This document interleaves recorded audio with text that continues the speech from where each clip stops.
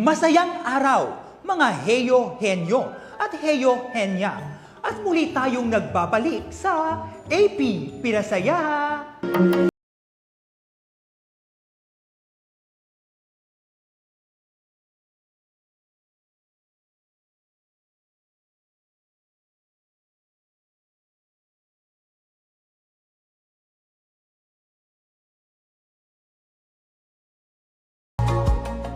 Ako si Sir Leo Angeles, ang inyong guro, kaibigan at kalakbay-aral o tour guide sa ating magiging happy adventures.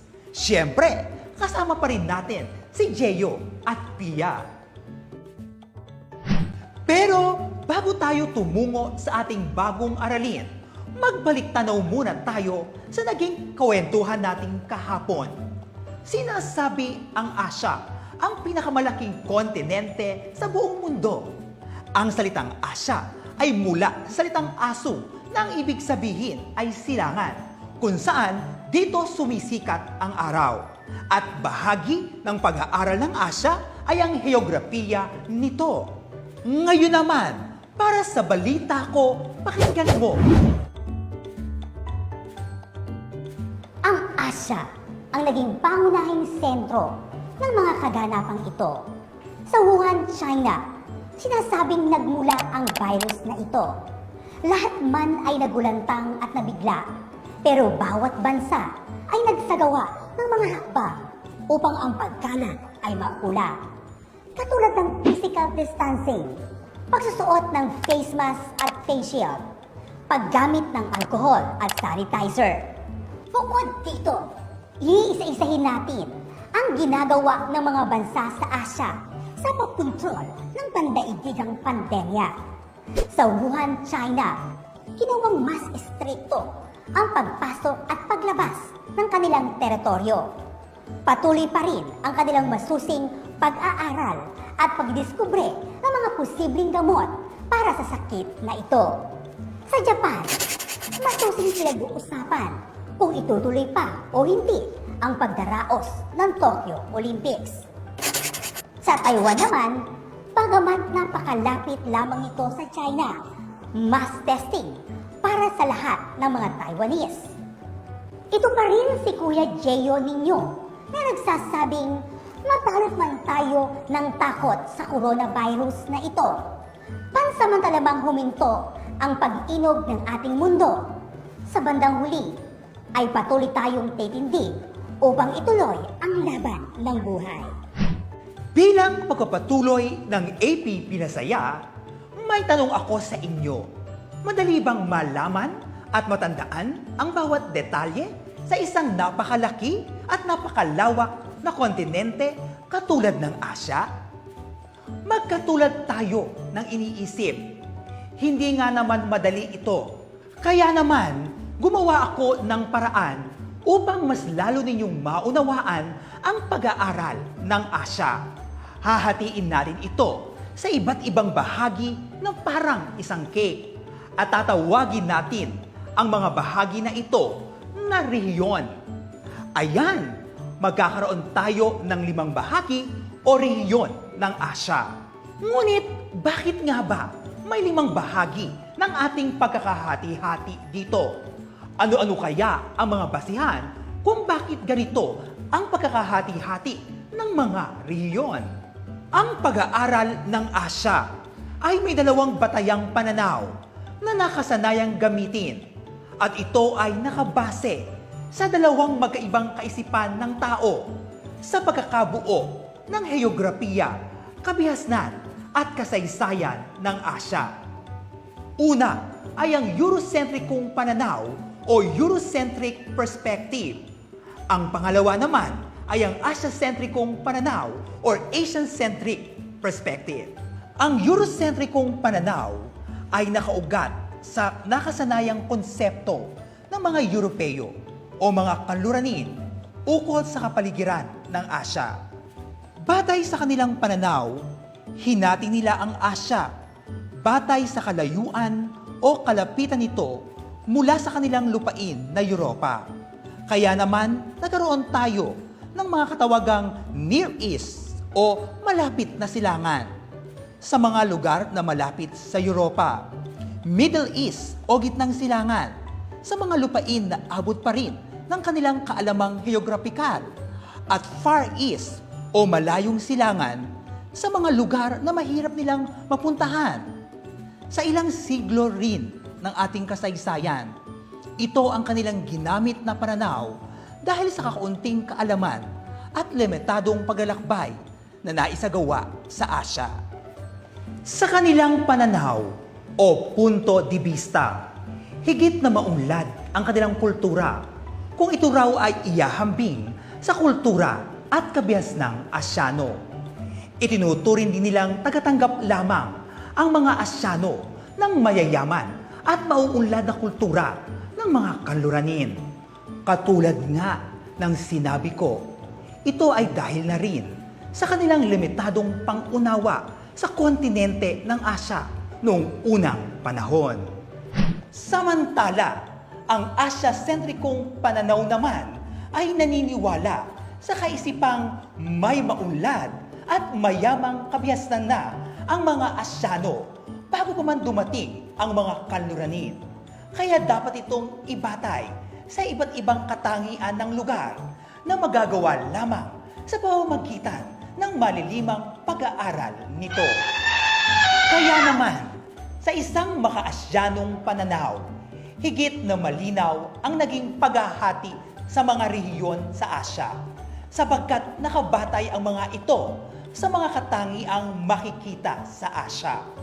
Higit na pinahalaga nito ang mga iba't ibang katangian ng lokasyon, klima at topografiya, kultura at kasaysayan ng mga bansa nito. O diba, ano sa tingin ninyo ang mas makabuluhang gamitin sa pananaw sa dalawa? Alamin nga natin kung ano-ano pa ang iba pang mga batayan na ginagamit natin sa paghahati ng Asya sa magkakaibang mga rehiyon. Una, batay sa lokasyon. Ang lokasyon ay tumutukoy ito sa kinaroroonan ng isang lugar. Karaniwang pinagsasama-sama sa iisang rehiyon lamang ang mga bansang magkakalapit na maaaring nasa kanluran, silangan, timog at hilagang bahagi ng malawak na lupalop ng Asya. Ikalawa, batay sa katangian ng klima at topografiya. Ang klima naman ay tumutukoy sa kalagayan ng panahon sa isang partikular na lugar sa loob ng mahabang panahon. Karaniwang nasa iisang rehiyon lamang ang mga bansang may magkakatulad at magkakaugnay na klima. Ang topografiya ay tumutukoy naman sa hugis at pisikal na katangian ng kalupaan sa isang lugar, katulad ng mga anyong lupa at anyong tubig na matatagpuan dito. Pinagsasama-sama sa iisang rehiyon ang mga bansang magkakabahagi, magkakatulad, at magkakarugtong ang mga anyong lupa at anyong tubig. Ikatlo, katangian ng kultura. Ang kultura ay tumutukoy sa sistema ng pamumuhay tulad ng wika, relihiyon, paniniwala, tradisyon, kaugalian, pamahalaan, edukasyon, at kabuhayan. Karaniwang mapapansin ang mga bansang Asyano na may magkakaugnay at magkakatulad na kultura ay nasa isang rehiyon lamang.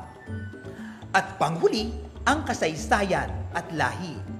Karaniwang pinagsama-sama sa iisang rehiyon ang mga bansang Asyano na may magkakaugnay at magkakabahaging kasaysayan. Isa ring salik sa paghahating rehiyon ang lahi, kung saan mapapansin ang mga bansang Asyano na may magkakatulad at magkakaparehong pinagmulang lahi at etnisidad ay karaniwang nasa isang rehiyon lamang. Excited ka na bang malaman ang mga bansa na kabilang sa iba't ibang rehiyon sa Asya? Ngayon ay sasama ko kayong pasukin at libutin ang masayang mundo ng mga bansa sa Asya. Tara na, Apinatics, biyahe na! Lalo kayong ma-excite dahil ang una nating pupuntahan ay ang mga lugar na mauunlad na bansa sa Silangang Asya. Ang Silangang Asya ay ang pinakamayamang rehiyon kung kaya't sila ay kilala bilang the industrialized region. Dito matatagpuan ang China, Japan, Mongolia, South Korea, North Korea, at Taiwan. Pasukin naman natin ang ating sariling atin, ang rehiyon ng Timog Silangang Asya. Tinatawag ang Timog Silangang Asya na Little China at Farther India dahil sa lawak ng impluensya ng kulturang Chino at Indian sa kabias ng nabuo sa rehiyon. Nahahati sa dalawang sub-region ang mga bansa sa Timog Silangang Asya batay sa katangiang geographical ng mga ito, ang mainland Southeast Asia at insular Southeast Asia. Ang mainland Southeast Asia ay mga bansa sa rehiyon na nasa bahaging kontinental. Ang mga ito ay ang mga bansang Myanmar, Thailand, at mga bansang tradisyonal na tinatawag na French Indochina na binubuo ng Cambodia, Laos at Vietnam. Dahil minsan silang napasa ilalim sa kontrol ng mga French habang makikita naman sa kanilang kultura ang malaking impluensya ng mga Indian at Chino. Samantala, tinatawag namang Insular Southeast Asia ang bahagi ng Timog Silangang Asya na binubuo ng kapuluan.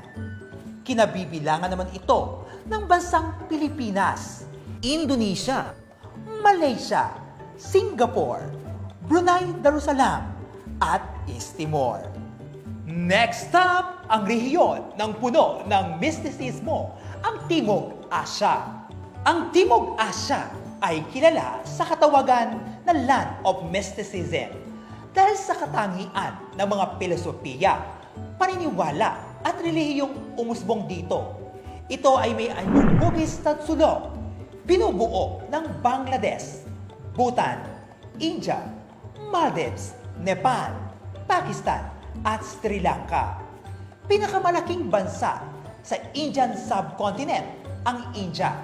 Tinatawag namang mga bansang Himalayan ang Nepal at Bhutan sapagkat nakalatag ang teritoryo ng mga ito sa kabundukan ng Himalayas at mga bansang insular naman ang Maldives at Sri Lanka sapagkat nakahiwalay ang mga ito sa kontinente at binubuo ng mga isla. Tara na! Pasyalan natin ang Kanlurang Asya, kilala bilang the Muslim world. Ang Kanlurang Asya ay nakalatag sa pangkontinental na bahagi ng Asya at sa hilagang silangang bahagi ng Afrika. Mabuhangin at mabato ang karaniwang lugar dito.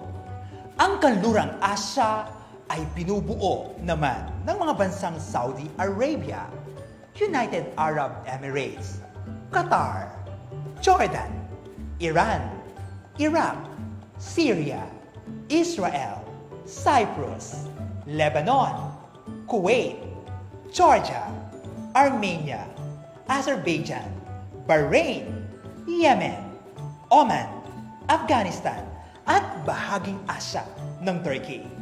Apinatics, lumipad naman tayo sa ating huling destinasyon. Ang Hilagang Asya ay binubuo naman ng bansang Kazakhstan, Kyrgyzstan, Tajikistan, Turkmenistan, Uzbekistan, at ang rehiyong Siberia na bahaging Asya ng Russia. Historical na tinatawag ang Hilagang Asya bilang Soviet Asia sapagkat ang mga bansang bumubuo rito ay naging bahagi ng dating Union Soviet Socialist Republic o mga Heyo-Henyo at Heyo-Henya. Tapos na ang ating ginawang paglalakbay. Nag-enjoy ba kayo? Huwag kayong paiiwan sa ating paglalakbay at kaalaman. O sige nga, bago tayo makauwi, may pagsubok naman tayong dadaanan bago ninyo tuluyang makuha ang inyong immigration pass.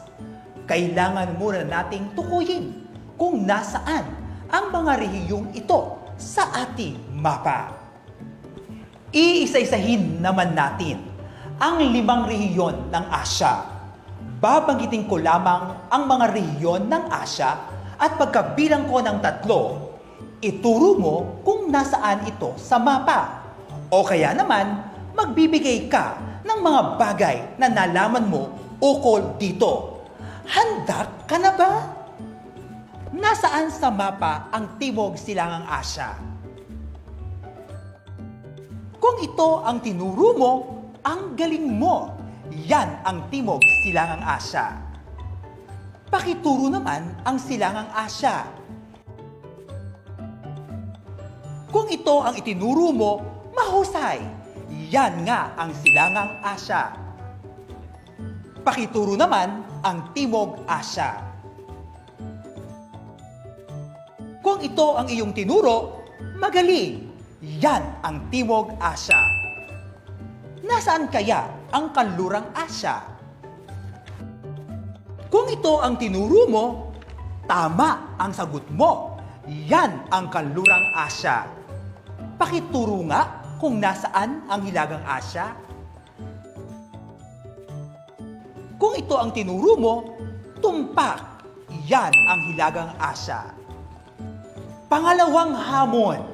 Kapag nasagot nyo ito, magpapatuloy ang ating adventure.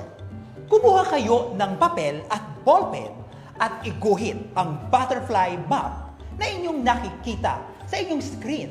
Sa kanang bahagi ng butterfly, isulat ang salitang Asya sentriko, samantalang sa kaliwang bahagi ang salitang Eurosentriko at isulat ang pagkakaiba ng dalawang pananaw. Samantalang sa gitna ng butterfly, isulat ang kanilang pagkakatulad. Ito ang mga posibleng sagot sa kaliwang bahagi ng inyong butterfly sa ilalim ng Eurocentricong pananaw. 1. Europa. 2. Kanluranin. 3. Superior o mataas ang kultura ng Europeo sa Asyano. 4. May 3 rehiyon ang Asya: Near East, Far East, at Middle East. Ito ay batay sa layo at lapit ng Asya sa Europa. Samantala, ang mga posibleng sagot sa kanang bahagi ng inyong butterfly sa ilalim ng Asya-sentrikong pananaw: 1. Asya. 2. Silangan. 3. May sariling kabihasnan na ang mga Asyano bago dumating ang mga Europeo. 4. May 5 rehiyon sa Asya. Ito ay ang Hilagang Asya, Silangang Asya, Timog Asya, Timog Silangang Asya, at Timog Kanlurang Asya. Para sa ating huling hamon, sige nga, ano-ano nga ulit ang mga pinagbatayang katangian sa paghahati ng Asya? Kung inyong sinagot ay lokasyon, katangian ng klima at topografiya, kultura at kanilang mga kasaysayan, ito nga ang batayang ginamit ng mga heograpiko sa paghahati-hati ng mga rehiyon sa Asya. Tandaan, ang mga rehiyon ay pinagbuklod-buklod ayon sa kanilang lokasyon sa mapa. Sa makatuwid, mahalaga ang direksyon na ginamit sa paghahati-hati ng mga rehiyon ng Asya. Ito rin ay dahil sa magkakatabi at magkakapit-bahay na bansa ay kadalasang may magkakatulad na kultura at kasaysayan. Mahusay at naipasa ninyo ang huling pagsubok at dahil dyan, magpapatuloy pa rin ang ating paglalakbay bukas. At para sa inyong takdang aralin, nais kong lubos ninyong makilala ang mga bansa sa Asya. Kaya naman sa inyong tahanan ay subukan ninyong bumuo ng isang acrostics na bubuuin ang mga katangian ng bansa na matatagpuan sa Asya. Katulad ng aking hinanda.